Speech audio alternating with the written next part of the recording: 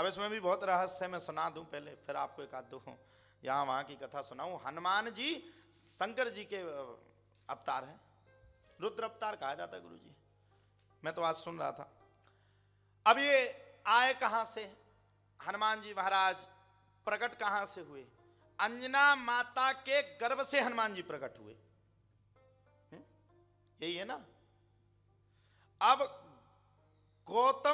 एक गौतम ऋषि थे, गौतम ऋषि के पुत्र का नाम था सतानंद। क्या नाम था? सतानंद।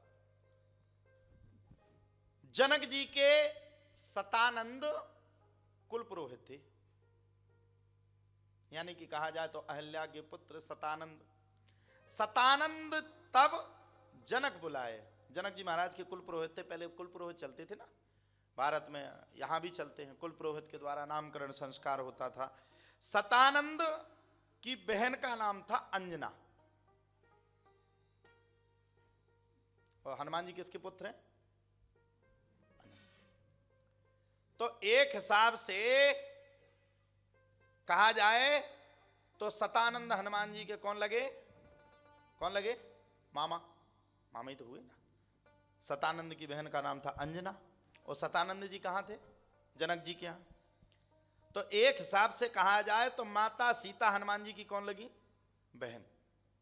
और बड़ी बहन कैसी होती है? मां बराबर। अब सतानंद की बहन का नाम अंजना, उनका विवाह है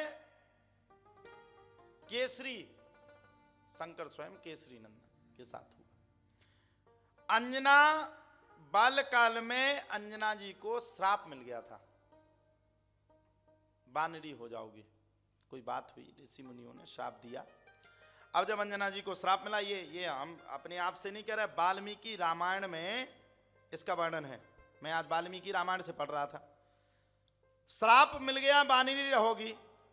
और केसरी जी जहां रहते थे उसको कहा जाता था स्वर्ण पर्वत। स्वर्ण पर्वत यानी कि हनुमान जी कोई ऐसे वैसे घराने के नहीं थे,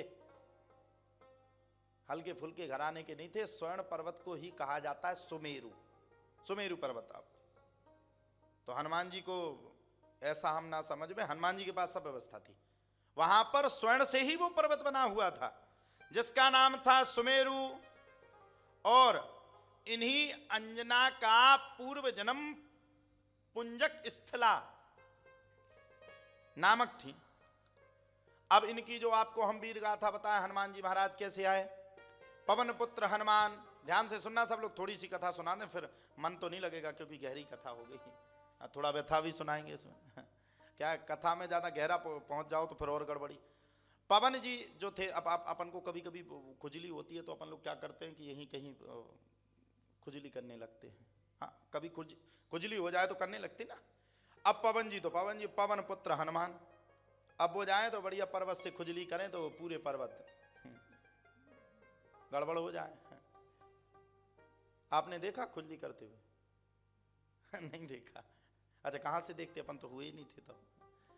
अब सबरे ऋषि परेशान, ऋषि परेशान तो हम तो हुए थे, हमारा नाम ऋषि है नाम है ऋषि, हुए नहीं थे। अब सबरे ऋषि परेशान है, यार जब ये इतने बलवान हैं, बलों में श्रेष्ठ हैं, और अगर इनका आगे चल के कोई पुत्र हो गया तो ये तो थोड़ी सी खुजली में पूरे पर्वत को तहस नहस कर देते। कोई पुत्र हो गया तो वो तो विनाश कर देगा। ऋषियों ने श्राप दे दिया, तुम्हारे द्वारा संतान की उत्पत्ति नहीं होगी। ये वाल्मीकि रामायण का है, मैं बिल्कुल आपको प्रत्यक्ष प्रमाण दूंगा, बिना प्रमाण की बात नहीं करूंगा। अब अंजना माता भगवान श्री शिव का ध्यान करने लगी। वो जो पुंजक स्थला नाम से इन्हें जो श्राप मिली थी उससे अंजना हुई, अंजना में अपना भगवान का भजन कर रही थी। अब शिव भगवान सबसे ज्यादा किसको मानते हैं? भगवान विष्णु को। ये एक दूसरे के पूरक हैं। अगर कहा जाए तो भगवान शिव भगवान विष्णु को मानते, और भगवान विष्णु भगवान शिव को मानते। एक दूसरे के पूरक हैं, इनमें ना कोई बड़ा है और ना कोई छोटा है।